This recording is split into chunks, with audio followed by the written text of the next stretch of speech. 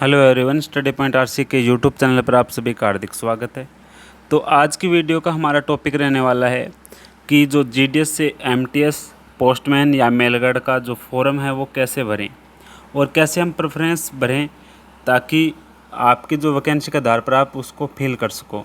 तो हमारे सामने ये फॉर्म है और इसको हमने जैसे एक डेमो की रूप में भरकर आपके सामने पेश किया है और आपको ऐसे ही इस फॉर्म को फिलअप करना है। तो इससे पहले हम चल लेते हैं इसके मेन नोटिफिकेशन पर कि कब लास्ट डेट है, कितनी वैकेंसी है वो और कौन कौन सी प्रेफरेंस है वो भरनी है। बेसिक सा उस मेन नोटिफिकेशन पर देखेंगे, फिर उसके बाद हम फॉर्म फिलअप कराने वाले हैं। तो जो आपके 15 जुलाई 2024 को जो नोटिफिकेशन आया था वो हम लेकर चल रहे हैं और जो हमारे पास नोटिफिकेशन है वो हरियाणा सर्किल का है। इसके अंदर स्पष्ट लिखा गया है कि जो आपके फॉर्म हैं वो 15 जुलाई को स्टार्ट हो गए हैं। तो आप देख सकते हैं नोटिफिकेशन 15 जुलाई को आपके सामने है और जो फॉर्म की लास्ट डेट है वो 6 अगस्त है और जो आपके एडमिट कार्ड इश्यू होने की डेट है वो 19 अगस्त है और आपके एग्ज़ाम की डेट है वो है 25 अगस्त। तो आप देख सकते हैं कि एग्ज़ाम होगा वो आपके 25 अगस्त को एग्ज़ाम होने वाला है और आपके एमटीएस के अंदर केवल एक पेपर होगा और पोस्टमैन के अंदर 1 से लेकर 4 तक सभी पेपर आपके होंगे। जो पेपर का पैटर्न सिलेबस है वो हम अलग से वीडियो में चर्चा करेंगे कि कौन कौन से आपके टॉपिक आने वाले हैं और किस हिसाब से आपको 1 महीने के अंदर उसको कवर करना है। अब हम मोटी वैकेंसी के बारे में नज़र देख लेते हैं। तो यहाँ पर जो वैकेंसी है वो है पोस्टमैन एंड मेलगार्ड की। जो जीडीएस से पोस्टमैन मेलगार्ड पर बनेंगे उनके लिए अम्बाड़ा के अंदर 2 है ओपन कैटेगरी, फरीदाबाद में 10 है। इस हिसाब से आप देख सकते हैं ओपन कैटेगरी के अंदर 27 है और उसके बाद में आप देख सकते हैं कि ओबीसी के अंदर 12 है और 1 है आपके 1 स्टार का मतलब है reservation forward from previous recruitment years. जो पिछले ईयर की जो बची हुई वैकेंसी है वो भी यहाँ पर स्टार के रूप में आपको ऐड करके दी गई है। तो 12 ये है और एससी की देख सकते हो आप, एसटी की भी देख सकते हो। तो इस हिसाब से सारी वैकेंसी है, ये सारे डिवीज़न हैं हरियाणा सर्कल के। उसके बाद में आप देखोगे कि ये क्या है, आपके पोस्टमैन एंड मेलगार्ड की वैकेंसी है। उसके बाद में आप देखोगे ये आपके पोस्टमैन की हो गई, अब क्या है मेलगार्ड की। सबसे पहले पोस्टमैन और मेलगार्ड की वैकेंसी, उसके बाद में क्या है आपके मल्टीटास्किंग स्टाफ एमटीएस की वैकेंसी है। एमटीएस की वैकेंसी है उसके अंदर आपको क्या है, डिवीज़न तो है ही हैं, उसके अलावा आपको क्या है आरएमएस एचआर और आरएमएस डी है, ये दोनों देखने को मिलेंगे। और आरएमएस एचआर और आरएमएस डी है उनके बारे में हम डिटेल से चर्चा करेंगे कि आरएमएस एचआर के अंदर कौन से आपके जो डिवीज़न आ रहे हैं और डी के अंदर कौन से आ रहे हैं। तो ये वैकेंसी आप देख सकते हो कहाँ पर कितनी ज़्यादा वैकेंसी है, तो इस हिसाब से आपको प्रेफरेंस बनानी है। तो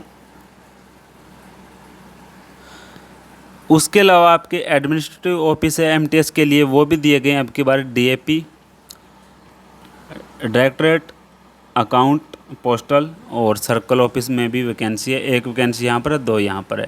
तो ये भी प्रेफरेंस आपको देखने को मिलेगी। तो ये आपने देख लिया कि क्या लास्ट डेट है, कब एग्ज़ाम होगा। अब हम सीधा चलते हैं कि फॉर्म कैसे भरें। फॉर्म वाले पेज पर चलते हैं। आप देख सकते हो कि जो फॉर्म है वहाँ पर सबसे ऊपर आपको क्या दिखेगा कि एक फ़ोटो का सिंबल दिखेगा। यहाँ पर आपको पासपोर्ट साइज़ फ़ोटो लगानी है और जो ये फ़ोटो आपके उपमंडल प्रभारी द्वारा स्थापित की जानी चाहिए।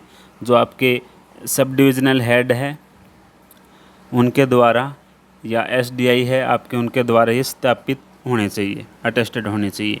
उसके बाद में आप देख सकते हैं यहाँ पर आपका नाम भरना है, जो भी आपका नाम है। यहाँ पर आपकी जेंडर है मेल या फीमेल। यहाँ पर आपकी जो भी पोस्ट है, बीपीएम हो तो बीपीएम, एबीपीएम हो तो एबीपीएम। उसके बाद में आप कौन सी कैटेगरी के अंदर आते हैं, यूआर है, एससी, एसटी, ओबीसी, ईडब्ल्यूएस, तो इनमें से आप भर सकते हैं। उसके बाद में आपका एजुकेशन क्वालिफिकेशन है क्या है। उसके बाद में आपके ऑफिस है, उसके बाद में ऑफिस है, ऑफिस का नाम आपको भरना है। और उसके बाद में आपको क्या भरना है, date from conducting in GDS engagement, जो आपकी जीडीएस के अंदर ज्वाइनिंग हुई थी वो डेट आपको भरनी है। और आपकी 1/1/2024 तक जीडीएस की जो सर्विस है वो कितनी हो गई वो भरनी है। उसके बाद में आपकी जो एज है 1/1/2024 के आधार पर आपकी एज बतानी है कि आपकी एज कितनी हो गई है। उसके बाद में आपको बताना है कि आप डिसेबिलिटी है या नहीं है, यस या नो, आपको यहाँ पर जवाब देना है। तो एपीएस में वर्किंग की है या नहीं की है, आपके कुछ पहले पेनल्टी या जुर्माना आप पे हरासमेंट को जो भी है वो अगर हुआ है तो यहाँ पर आपको यहाँ पर लिखना है। उसके बाद में आपको यहाँ पर सिग्नेचर करने हैं। यहाँ पर आपको जो भी ऑफिस है वहाँ का नाम और यहाँ पर आपको क्या भरनी है, डेट भरनी है। तो हम देख लेते हैं कि एक कैंडिडेट अरविंद शर्मा के नाम से फॉर्म भरा गया है। तो यहाँ पर अरविंद शर्मा मेल और बीपीएम थे, date of birth UR category है, 12th और शीर्ष एचओ, और आपकी जो जीडीएस के अंदर ज्वाइनिंग है वो यहाँ पर ये लिखी गई है। और आपने 1/1/2024 को 9 साल सर्विस कंप्लीट कर ली है और आपकी 1/1/2024 तक आपकी एज हो गई है 29 ईयर। और उसके बाद में हमने बताई है ये है, बात समझ में आ गई होगी। जीडीएस से एमटीएस या पोस्टमैन के लिए ये फॉर्म है। अगर जीडीएस जिनकी सर्विस 2 साल हो चुकी है 1/1/2024 तक, और जीडीएस जिनकी 4 साल हो चुकी है 1/1/2024 तक, वो ये फार्म भर सकते हैं। जिनकी 2 साल हुई है वो एमटीएस के लिए फ़ॉर्म भर सकते हैं, और जिनकी 4 साल हुई है वो पोस्टमैन और मेल गार्ड के लिए फ़ॉर्म भर सकते हैं। तो बात समझ में आ गई होगी कैसे फ़ॉर्म भरना है। अब उसके बाद में आपने कौन सी प्रेफरेंस देनी है, आप कौन से के लिए एलिजिबल है। अगर आप केवल पोस्टमैन के लिए एलिजिबल है और मेल गार्ड के लिए एलिजिबल है तो यहाँ पर आपको यस लिखना है।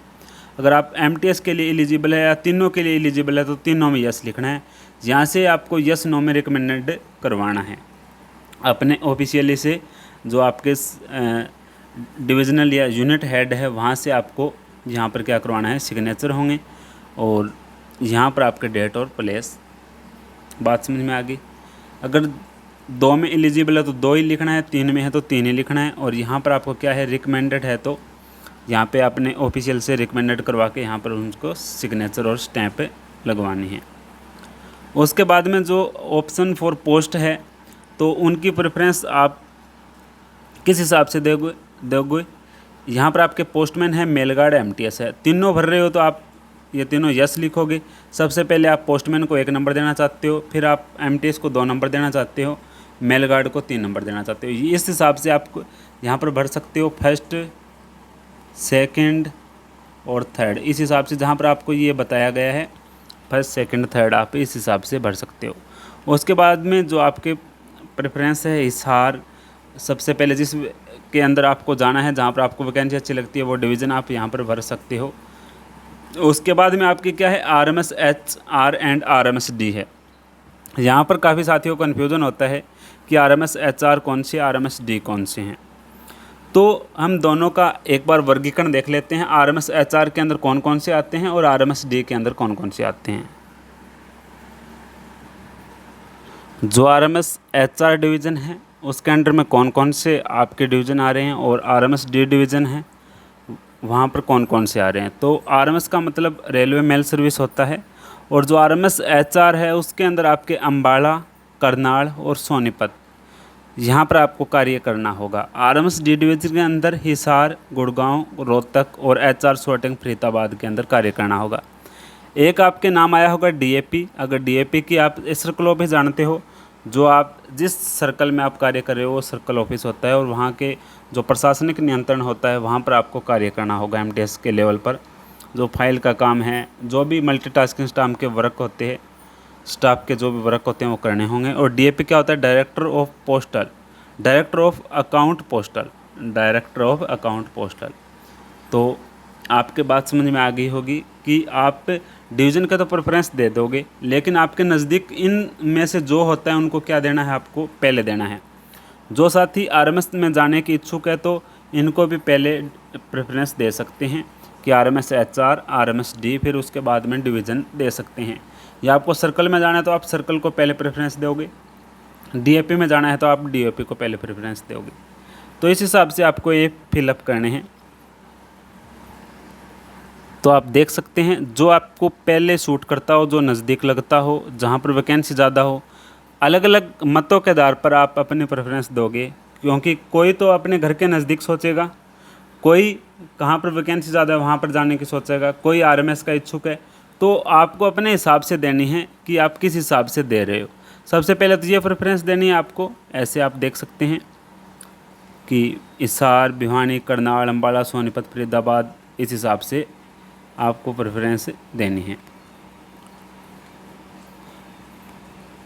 उसके बाद में ये प्रेफरेंस तो है आपके क्या है, पोस्टमैन एंड मेल गार्ड के लिए है। आप देख सकते हैं पोस्टमैन एंड मेल गार्ड के लिए है।